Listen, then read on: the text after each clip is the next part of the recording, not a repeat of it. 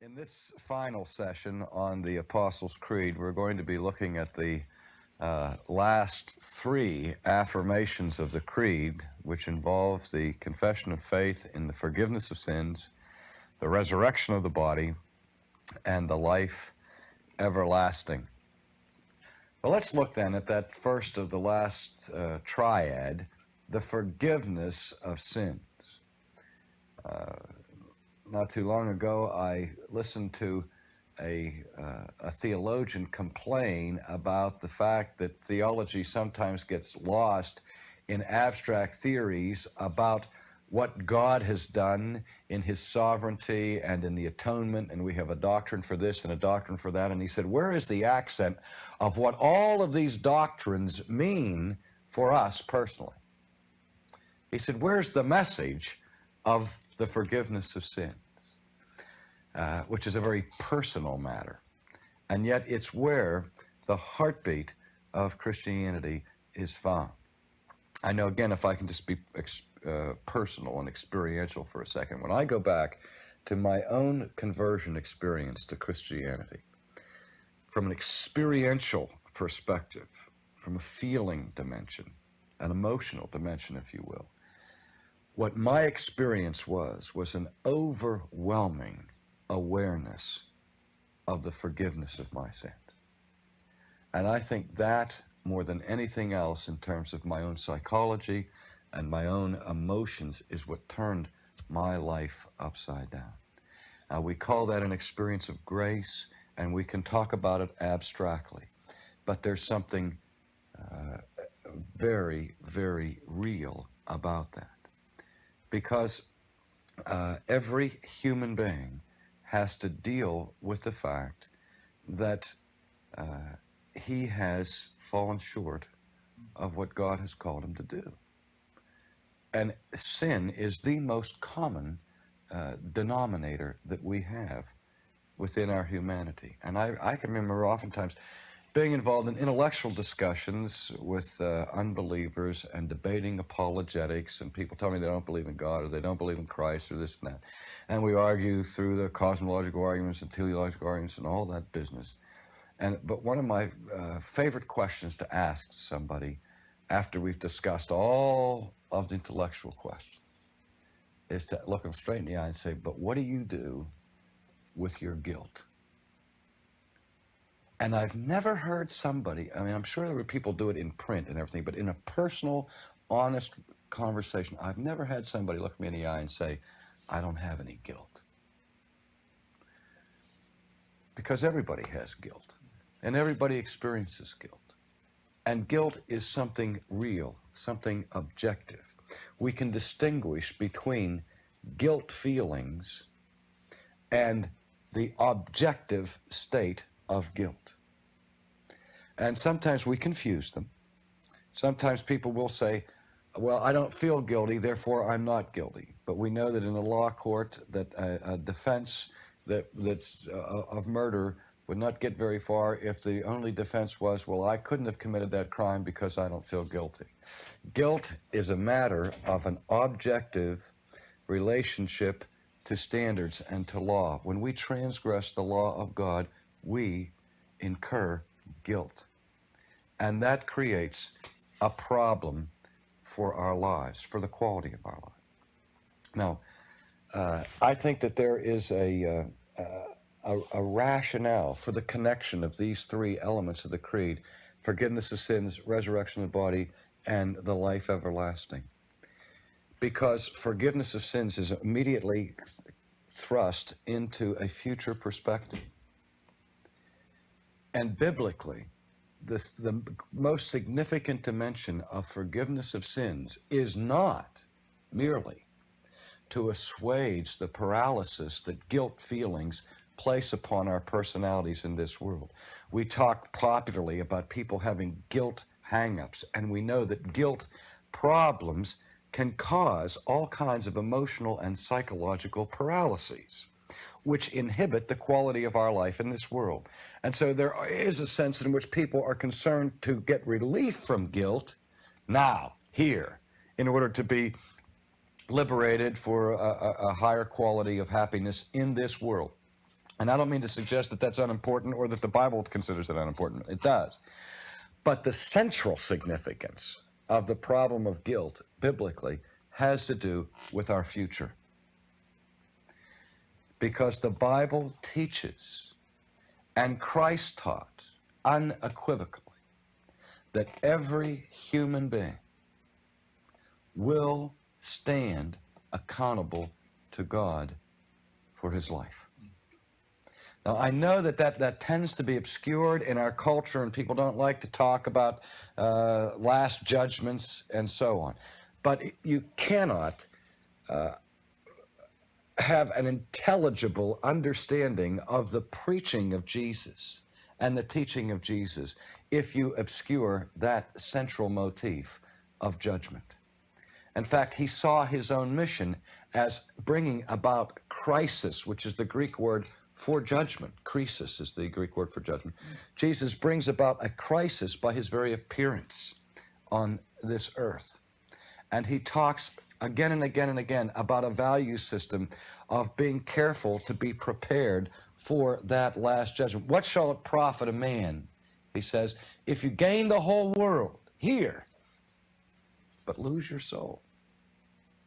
And he talks in terrifying terms at times about that final judgment, where he assures us that the things that we do in secret will be made manifest, and that every idle word will come into the judgment. Have you ever thought about that statement of Jesus? Every idle word. Well, what about if every idle word comes into the judgment, what about every idle deed? Now, he's saying those apparently insignificant things that we say, those casual remarks that we make, those not so serious activities that we're involved in, those tiny details will be part of the judgment that we face before Almighty God.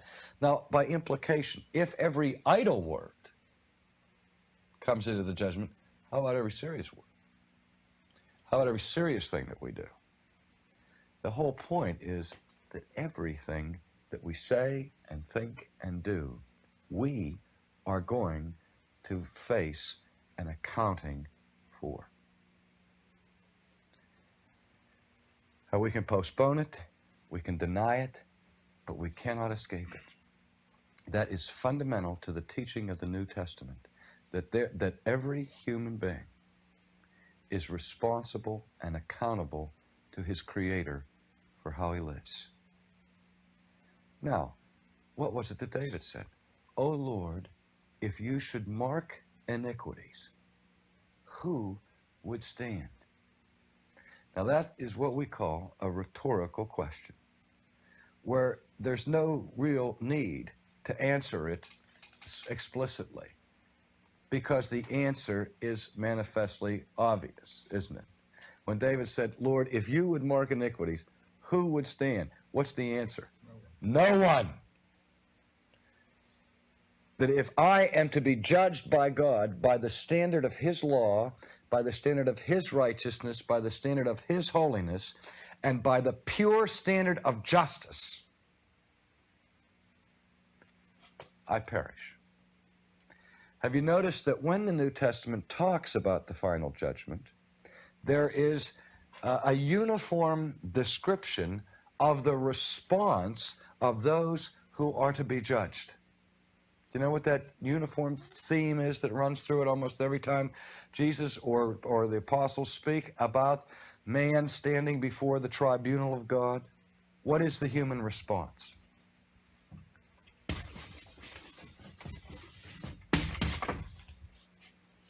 Silence. Now, when somebody accuses you, even if something you're guilty of, what's the normal human response? Protest. Or to say you're making too much of it. We become defensive. We give our excuses. Our mouth is going a mile a minute to explain why we did it. Yes, I did it, but, and try to minimize the heinousness of whatever it is that we have done. In other words, our mouths are filled with excuses or with pleadings for amelioration of the situation. Jesus tells us, and the apostles tell us, that at the final judgment, every mouth will be stopped. Why? Well, I think the analogy comes out of the book of Job. After Job is protesting with God, and God comes and interrogates him for several chapters. And after God interrogates Job with one rhetorical question after another, finally Job repents. And when he repents, he says, I repent in dust and ashes. I will place my hand upon my mouth and speak no more. There's a sense in which when we stand before God, we are, for the first time in our lives, going to get a perfect and impeccable and infallible evaluation of our performance. We can never cry foul that God's evaluation of our lives is prejudiced, unfair, unjust. It will be perfect, and we will know it. We will know it. So on the one hand, it'll be useless to protest. On the other hand, it'd be absolutely foolish to protest. The evidence will be so overwhelming, will be so clear, that words would be totally inadequate as a defense. Our mouths will be shut. One thing that man desperately needs is forgiveness. I mean, what good is an incarnation, a virgin birth, a crucifixion, a burial, a resurrection, an ascension, a return in glory, if there's no forgiveness? But the point is that the bottom line for me is that what Christ has done, he has made it possible for me and for anyone who has violated the standards of God's righteousness to be restored to a righteous relationship with God, to be reconciled, to be justified. And that comes about through the forgiveness of sins, which is real. I don't know how many times as a pastor I've had people come to me and say, I committed this sin, and I'm just getting driven, I'm tormented by guilt, and I don't have any peace. And I read in the Bible where the Bible says, if you confess your sins, God is faithful and just to forgive you your sins and to cleanse you of all unrighteousness.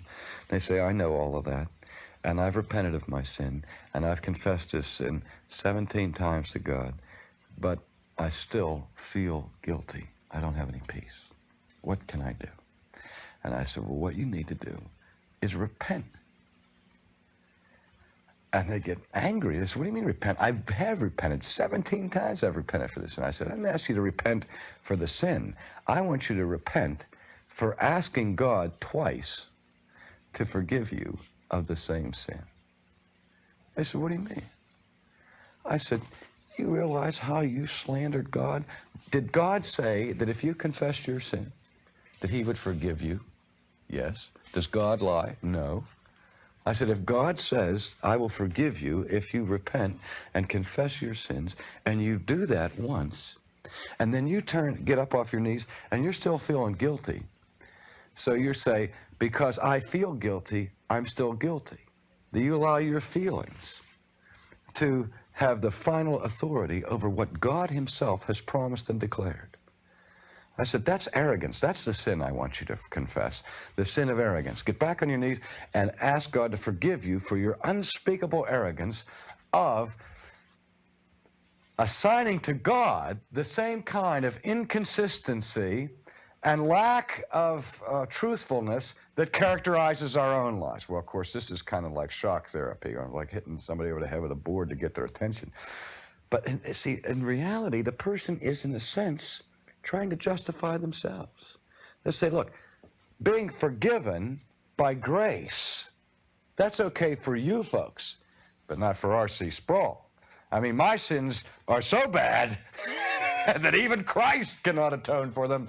Only R.C. Sproul can make up for it. It's my duty to feel miserable the rest of my life and to repent in dust and ashes not once, but 17 times for the same activity. Now, of course, if you commit the same sin 17 times in a row, you've got to confess it 17 times in a row. And I'm talking about repeated, confessions and repentance over the same actual individual sin. That reveals a lack of trust and confidence in this article of the Creed. But as a Christian, we say, I believe in the forgiveness of sins. I believe that when I come to God and confess my sins, He forgives me. That's the joy of the Christian life. It's like Christian Pilgrim's Progress, to get that ugly, obscene, dreadful burden of weight that's what's weighing down on the back, get it off of you and thrown away. And what it means is that when God says, I forgive you, He holds it against you no longer. Now, as for those who are in Christ, the apostle says, there is no condemnation for those who are in Christ Jesus. That doesn't mean that we don't have to go through an evaluation. But those who are in Christ, the forgiven people, will never be condemned by the wrath of God. That is the greatest benefit and blessing that a human being can ever experience. That's why there are lots of things in this world that I would like to have that I don't have. I would like to have $1 million. I really would. I would like to not have to worry about my children's education. I would like to have perfect health. And I don't like to be, I'm glad that I don't have a debilitating disease, and I can see people in this world that suffer far greater than I do. But, as human beings, we can also see people who apparently are better off than we are. And it's easy to covet something, isn't it? I mean, all things being equal, I'd like to have financial security. I'd like to have absolute sound health, a good job, all of those things. But what do we have? The pearl of great price. A healed and restored relationship with our Creator that lasts how long? Forever. See? Yeah, the body suffers. The body they may kill, see, as Luther said. I remember Karl Barth in his latter days, in his last couple of years of life, he would write personal letters to his friends and to his former students and to pastors and to theologians. And they were all writing, inquiring about the various illnesses that he had endured near the end of his life. And he talked about my friend body, friend body.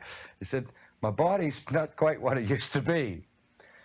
But he had this perspective of, well, yes, my body is falling apart.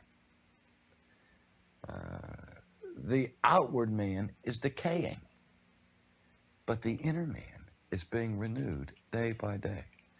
And it's no fun to be sick. And it's no fun to grow old in the sense of losing functional capacities in the body, things that you formerly took for granted. You know what it's like when you pass a certain age. Now when you get a stomach ache, you're not sure it's the flu, like when you were 8 years old. The body is a very important part of our lives, and it is on a one-way ticket to destruction. We know that. But because of forgiveness, we can say, resurrectionis carnis.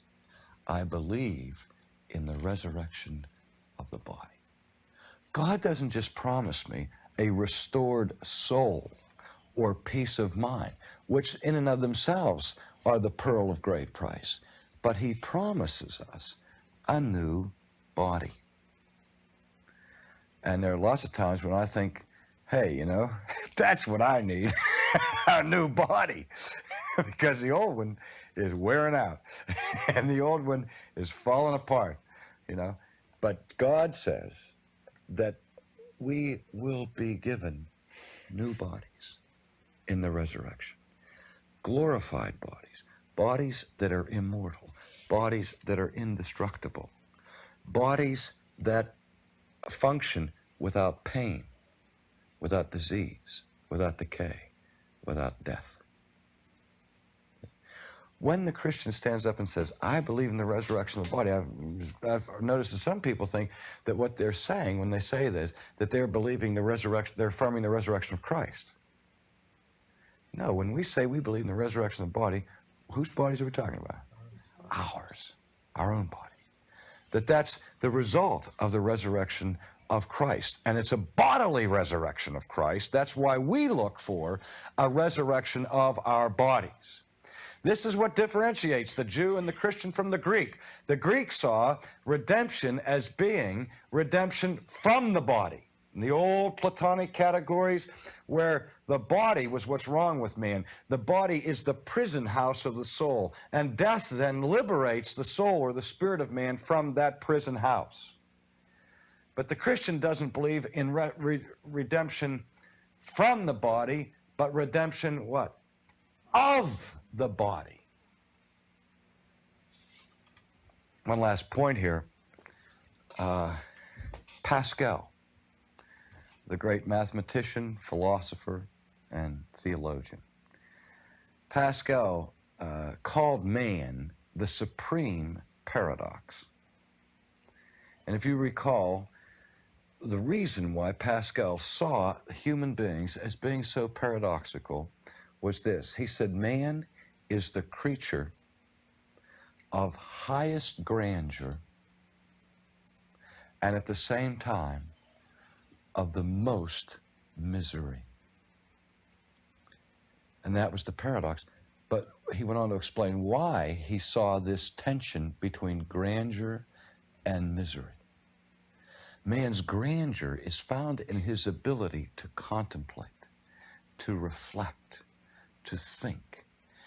Not that other animals or beings don't have some brain capacities and everything, but it's obvious, isn't it, that the human capacity for reflection and thought far transcends anything else we see on this planet.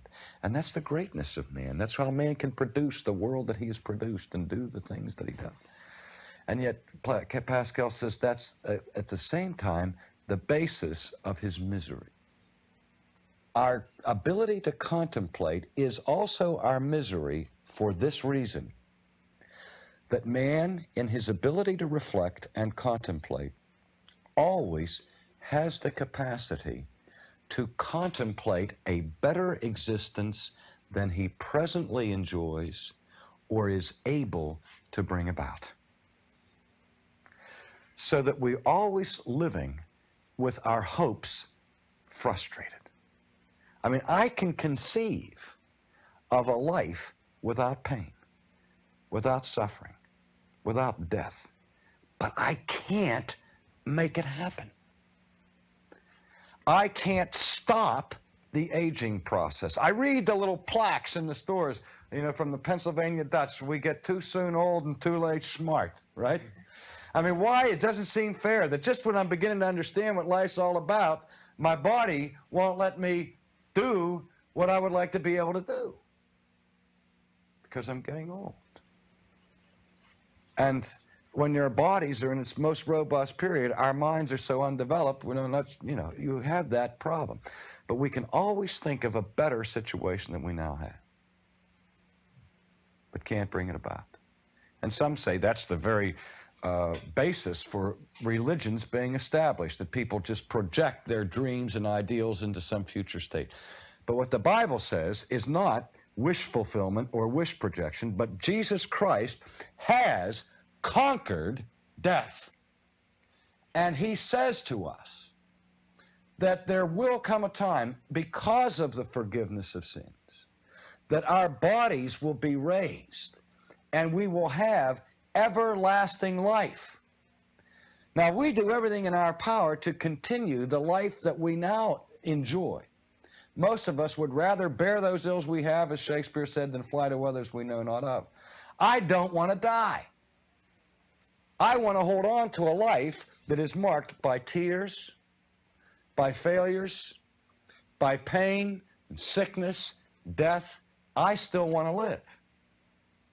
But the life that we are promised in the resurrection of the body is an everlasting life that our Lord says is in a situation where He personally will wipe away every tear. There will be no more pain, no more sorrow, no more death, no more sin. Okay. That's the gospel. Now, you can call it pie in the sky, but I want a ticket to that feast, and I don't want to lose my appetite for that pie, because that's the pie that every human being wants. But it begins with the forgiveness of sins that rests on everything else in the creed of one who is God the Father Almighty, the one who made the heaven and the earth. That one, okay, is the one who sent His Spirit of holiness to quicken a virgin so that she would conceive and have a child. And it was that sovereign God of heaven and earth who brought that Son to a destiny of judgment under Pontius Pilate, so that He was crucified, so that He died, so that He was buried, so that He descended into hell, so that He was raised from the dead, so that He ascended into heaven, so that He sits at the right hand of God right now. And He says that someday from there He's going to come to judge everybody, the alive and the dead. It's the one who is the basis of our forgiveness. It's the one who sends the Holy Spirit, who creates a community called the church, and who promises us the resurrection of the body and life everlasting. That's the message of the New Testament in an outline, and it captures the essence of Christianity. I think that says something for the riches of the creed and why it has persevered so long, and I'm sure will continue in the history to come.